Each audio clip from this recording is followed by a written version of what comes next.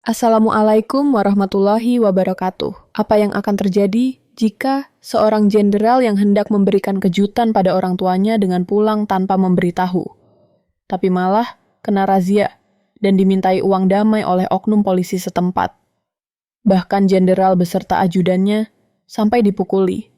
Tapi semua itu berbalik arah secara tiba-tiba ketika satu batalion datang dengan membawa panser. Apa yang akan terjadi selanjutnya? Simak video ini sampai habis, jangan lupa like dan subscribe agar teman-teman tidak ketinggalan kisah seru lainnya. Matahari siang menggantung tinggi di atas desa Harjosari, menebarkan cahaya keemasan yang membakar aspal sempit yang sudah mulai retak dan berlubang karena usia. Udara panas bergetar di atas permukaan jalan, menciptakan ilusi seakan-akan jalan itu meleleh. Desa Harjosari sendiri terlihat lengang. Hanya beberapa pedagang kaki lima yang berteduh di bawah payung lusuh. Sementara anak-anak kecil berlari tanpa alas kaki di pinggir sawah yang mulai mengering. Di jalan utama, sebuah Fortuner hitam berpelat dinas melaju perlahan. Suaranya kontras dengan ketenangan desa. Mobil itu bukan kendaraan biasa, melainkan membawa salah satu tokoh paling disegani di negeri ini. Letnan Jenderal TNI Adityo Mahendra, seorang jenderal aktif yang namanya kerap menghiasi berita nasional karena keberaniannya memimpin operasi di wilayah konflik. Kali ini, ia tidak sedang memimpin pasukan, melainkan mengambil cuti singkat untuk menjenguk ibunya yang sudah uzur, yang tinggal di rumah sederhana peninggalan ayahnya di kampung halaman. Di balik kemudi duduk Sersan II Rama, pengawal muda yang baru 2 tahun bertugas di Detasemen Pengamanan TNI AD. Meski usianya belum genap 30, tanggung jawabnya sudah sangat besar. Ia tahu betul siapa yang duduk di kursi belakang.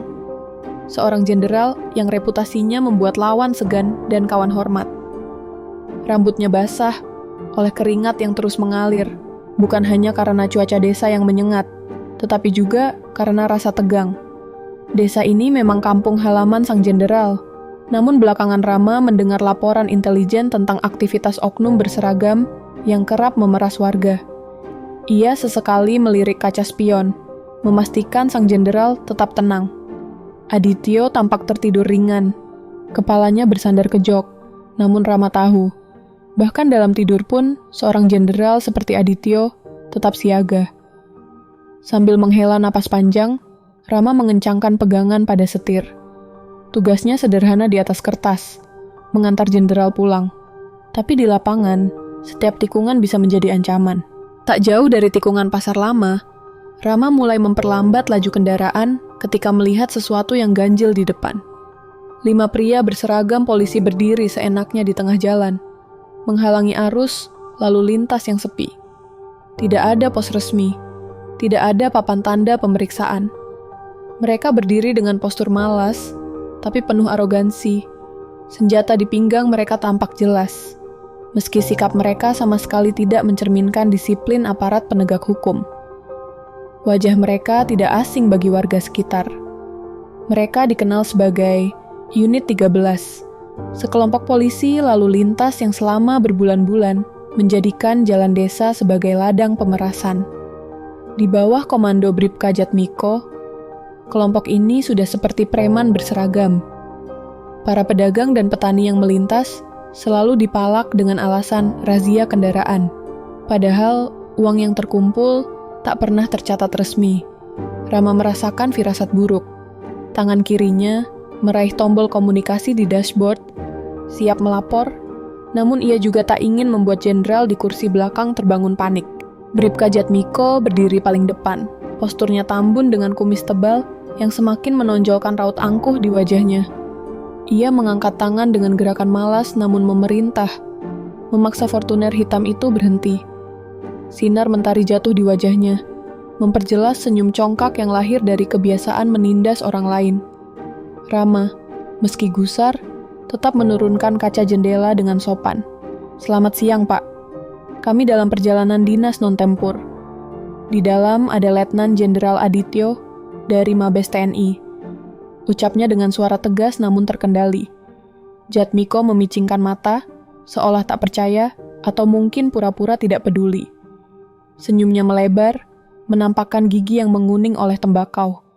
Periksa surat-surat kendaraan, perintahnya datar. Nada suaranya lebih seperti seorang raja jalanan yang sedang memerintah rakyat jelata ketimbang polisi yang menjalankan tugas. Rama mencoba tetap tenang. "Pak, ini kendaraan dinas TNI. Ada surat perintah resmi di dalam." Dan ucapannya terputus ketika Jatmiko mendengus keras. Wajahnya penuh ejekan. "Jenderal pun kalau lewat sini tetap harus setor," katanya. Sengaja meninggikan suara agar anak buahnya mendengar. Ia kemudian melambaikan tangan ke arah dua bawahannya.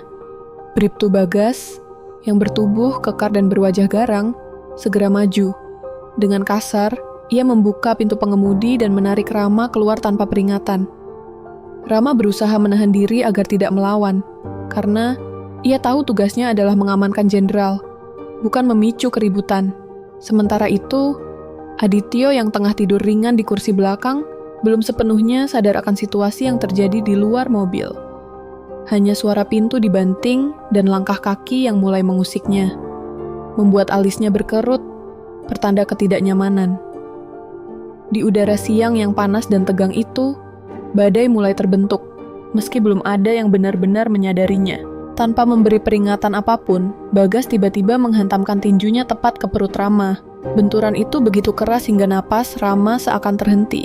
Tubuhnya terlipat menahan sakit. Sebelum ia sempat pulih, Bribda Yuda maju dari samping dan mengayunkan tendangan brutal ke punggung Rama, membuatnya terlempar ke tanah berdebu.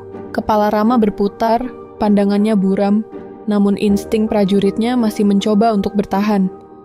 Ia berusaha bangkit, mengangkat tangan dalam posisi bertahan, tapi 2 lawan 1 adalah pertempuran yang mustahil dimenangkan, apalagi ketika 2 anggota unit 13 lainnya berdiri siap menyerang. Bagas kembali maju, meninju rahang Rama, sementara Yuda menghantam kakinya hingga ia terjatuh.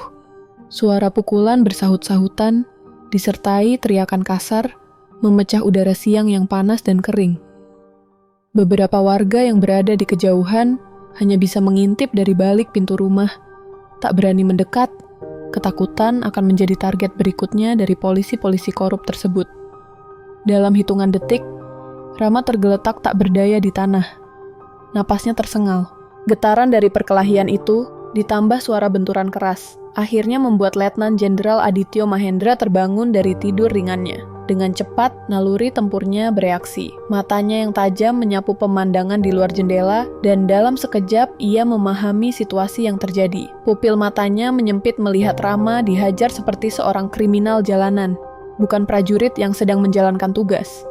Wajahnya berubah dingin, rahangnya mengeras. Ia mendorong pintu mobil dengan kekuatan penuh, hingga pintu itu terbuka lebar dan berderit keras. Dalam satu langkah besar, ia keluar dari kendaraan. Tubuhnya yang tinggi dan kokoh membuat para polisi yang sebelumnya penuh percaya diri tertegun. Ada aura kepemimpinan yang memancar darinya. Aura yang membuat prajurit biasa tunduk tanpa diperintah. Dalam sekejap, suasana berubah. Yang tadinya tampak seperti sekelompok polisi berkuasa, kini terasa seperti anak-anak nakal yang tertangkap basah oleh kepala sekolah mereka. Hanya saja, kepala sekolah ini seorang jenderal tempur yang terbiasa menghadapi medan perang. "Berhenti sekarang juga!" Suara Adityo meledak seperti dentuman meriam, memantul di dinding rumah dan pepohonan sekitar. Suara itu begitu kuat hingga membuat burung-burung beterbangan dari dahan. Kelima polisi spontan menoleh. Refleks terkejut oleh wibawa yang memancar dari sang jenderal. 2 di antaranya bahkan mundur setapak. Wajah mereka berubah pucat. Namun Bribka Jatmiko, yang selama ini memimpin dengan tangan besi di desa itu, mencoba mempertahankan sikapnya. "Siapa kau berani?" katanya, tapi kalimat itu tak pernah selesai. Dalam sepersekian detik, tubuh Adityo sudah bergerak. Dengan teknik yang terlatih dari puluhan tahun pengalaman tempur, ia melayangkan pukulan lurus yang mendarat tepat di rahang Bagas. Suara tulang beradu terdengar jelas. Bagas terlempar ke belakang, tubuhnya jatuh menghantam aspal dan langsung tak bergerak. Keheningan sejenak menyelimuti tempat itu hanya terpecah oleh helaan napas panik dari polisi lainnya. Melihat Bagas tersungkur, Yuda mencoba memberanikan diri melawan. Ia mengangkat pentungan logam dan mengayunkannya ke arah kepala Adityo. Namun, sang jenderal jauh lebih cepat. Dengan gerakan halus tapi mematikan, Adityo meraih lengan Yuda, memutarnya, lalu menghantamkan tubuh pria itu ke kap mobil Fortuner. Benturan keras membuat Yuda meringis kesakitan sebelum akhirnya pingsan. Namun 3 polisi lain yang tersisa langsung menyerbu bersamaan. Mereka berusaha menggunakan jumlah untuk mengalahkan kekuatan. Adityo bergerak lincah, menangkis dan menyerang dengan ketepatan seorang veteran perang. Meski usianya mendekati 50 tahun, otot dan refleksnya tetap tajam, seperti macan lapar yang baru dilepaskan dari kandang.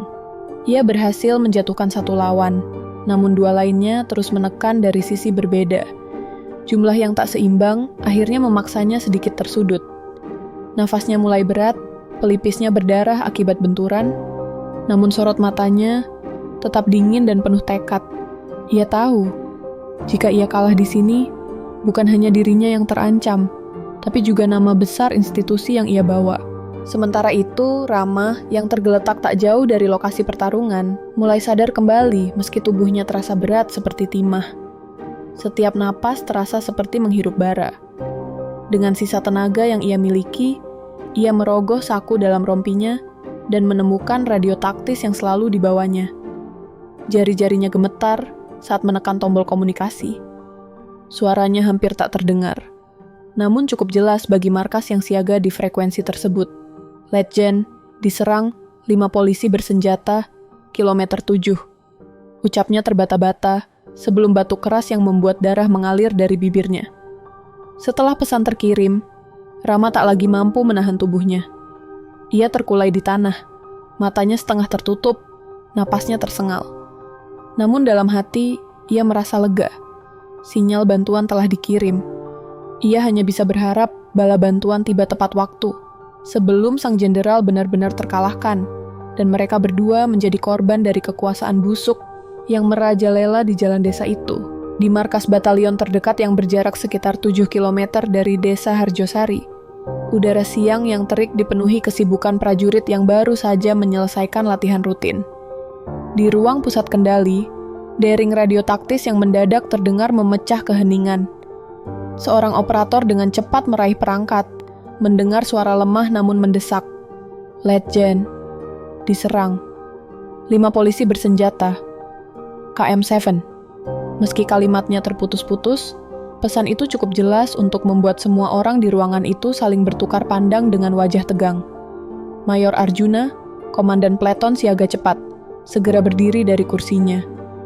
Siapkan 2 truk pengangkut pasukan dan 1 panser Anoa, sekarang juga. Suaranya tegas dan tak terbantahkan.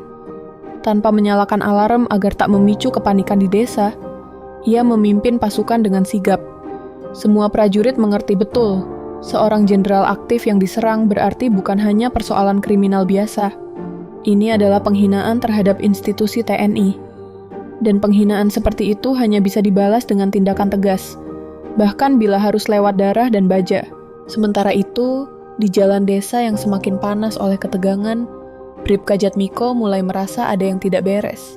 Nafasnya tersengal, keringat bercampur debu mengalir deras di pelipisnya. Ia melangkah perlahan ke arah sesuatu yang tergeletak di tanah, sebuah dompet kulit hitam yang jatuh saat Adityo bergerak sebelumnya. Dengan tangan gemetar, ia memungut dompet itu dan membukanya. Saat matanya menangkap kartu identitas TNI berpangkat bintang 3, tubuhnya seolah disambar petir. Wajahnya langsung pucat pasi, darah seakan mengalir mundur dari wajahnya.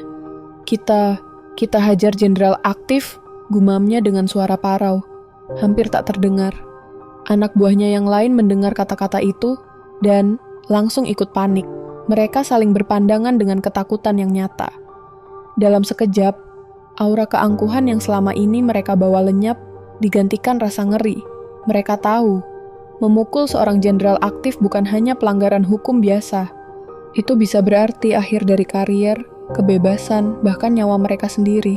Di tengah keheningan yang mencekam itu, Letnan Jenderal Adityo Mahendra berdiri perlahan. Meski tubuhnya mulai terasa berat, ia memaksakan diri untuk tetap tegak. Darah menetes dari pelipisnya, membasahi pipi, tapi sorot matanya tetap seperti baja dingin yang tak bisa ditembus rasa takut. Ia melangkah mendekat ke arah Jatmiko dan anak buahnya yang kini mulai mundur setapak demi setapak. "Kalian," ucapnya pelan, namun nadanya tajam seperti pisau yang mengiris kulit. "Kalian bukan penegak hukum, kalian pengecut berseragam." Kata-kata itu menusuk lebih dalam daripada teriakan.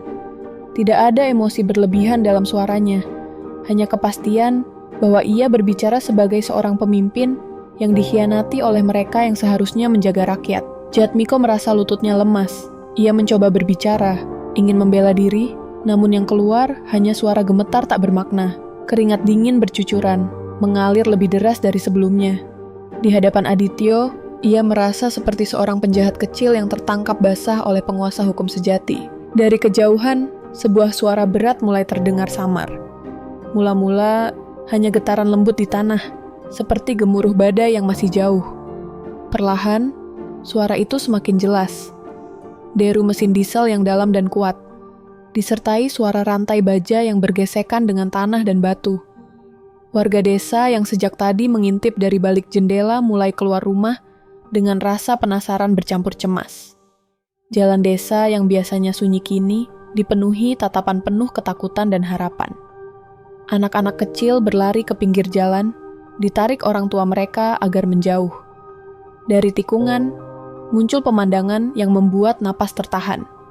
2 truk militer, penuh pasukan bersenjata, dan 1 Panzer Anoa yang gagah, bergerak cepat menuju lokasi. Udara seolah terbelah oleh iring-iringan baja itu. Bagi warga, ini adalah pemandangan yang jarang mereka lihat. Sementara, bagi Jatmiko dan kelompoknya, itu adalah mimpi buruk yang menjadi kenyataan. Kedatangan pasukan berarti akhir dari kekuasaan mereka di desa ini.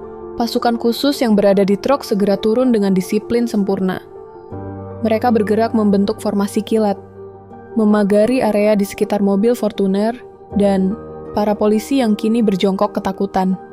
Mayor Arjuna, dengan seragam penuh dan ekspresi dingin, berjalan cepat menghampiri Adityo.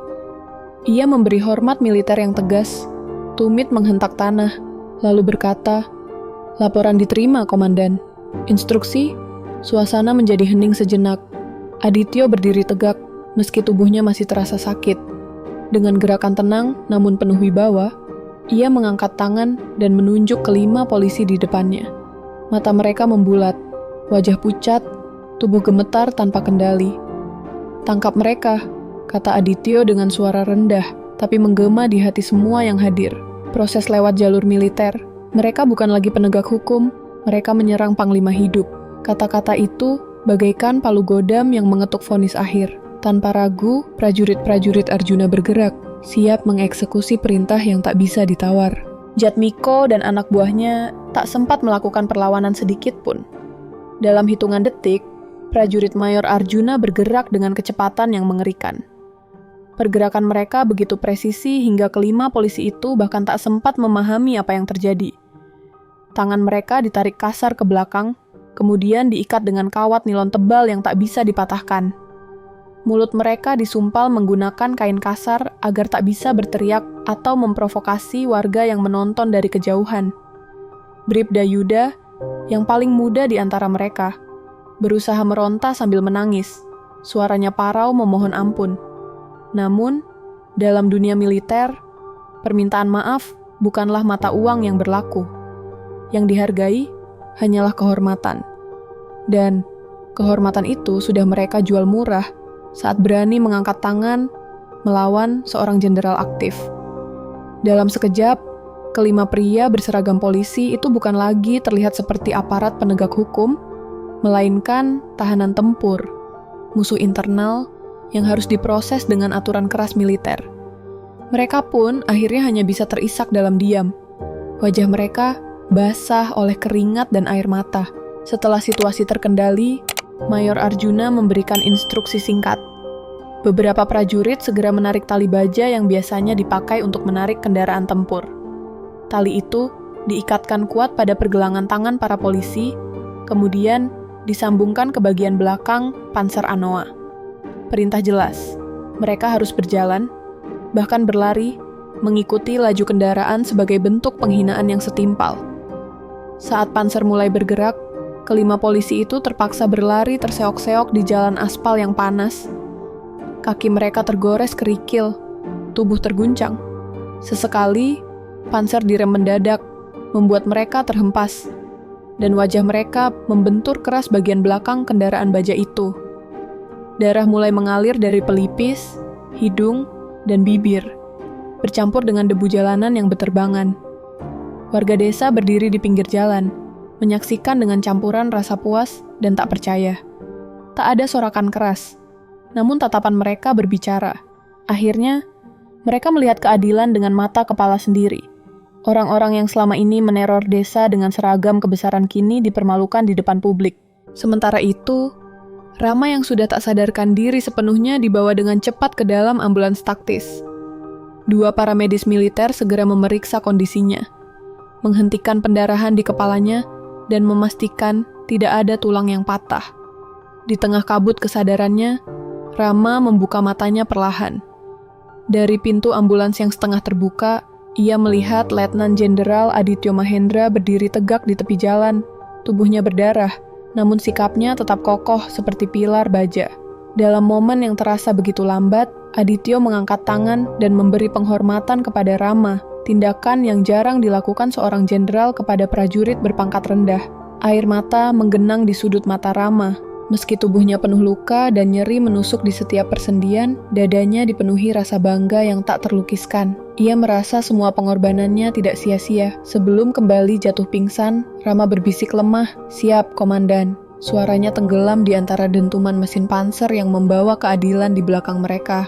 Peristiwa dramatis itu segera mengguncang negeri. Beberapa warga desa yang merekam kejadian tersebut, dengan ponsel mereka mengunggah video ke media sosial. Dalam hitungan jam, rekaman 5 polisi korup dan dipaksa berlari di belakang panser menjadi viral. Tayangan itu memicu badai perdebatan nasional. Ada yang memuji tindakan tegas militer, menganggapnya sebagai pembalasan setimpal bagi aparat yang mengkhianati tugasnya. Ada pula yang mengecam, menyebutnya sebagai tindakan berlebihan yang melanggar hak asasi manusia. Media nasional pun bergerak cepat, mengirimkan jurnalis ke Desa Harjosari. Stasiun televisi dan portal berita online menayangkan liputan langsung, lengkap dengan analisis para pakar hukum dan keamanan. Di ibu kota, markas besar TNI dan Polri diguncang rapat darurat. Tekanan publik memaksa pihak berwenang bertindak cepat. Akhirnya, 5 polisi tersebut dinyatakan bersalah dan akan diproses dalam pengadilan militer campuran, pengadilan paling keras yang mempertemukan hukum sipil dan hukum militer. Beberapa hari kemudian, Panglima TNI menggelar konferensi pers di Jakarta. Dengan seragam lengkap dan wajah dingin, ia berdiri di podium, dikelilingi kamera dari berbagai media. Suaranya berat namun jelas saat berkata, tidak akan ada ruang bagi pengkhianat berseragam, bahkan di bawah terik matahari siang sekalipun. Pernyataan itu disambut tepuk tangan dari sebagian hadirin dan keheningan dari yang lain. Di luar gedung, ribuan orang berkumpul. Sebagian membawa poster dukungan untuk TNI. Sebagian lainnya menyerukan reformasi kepolisian. Dalam suasana yang syarat emosi itu, pesan moral cerita ini menjadi nyata. Kekuasaan tanpa moral hanya akan melahirkan kekacauan. Seragam seharusnya menjadi janji kepada rakyat, bukan tameng untuk kejahatan. Ketika janji itu dikhianati, hukum akan datang, tidak peduli seberapa tinggi pangkat atau seberapa tebal dinding kekuasaan. Dan kadang, hukum itu datang dalam bentuk roda baja yang bergemuruh, menghancurkan kesombongan di bawah terik matahari siang bolong.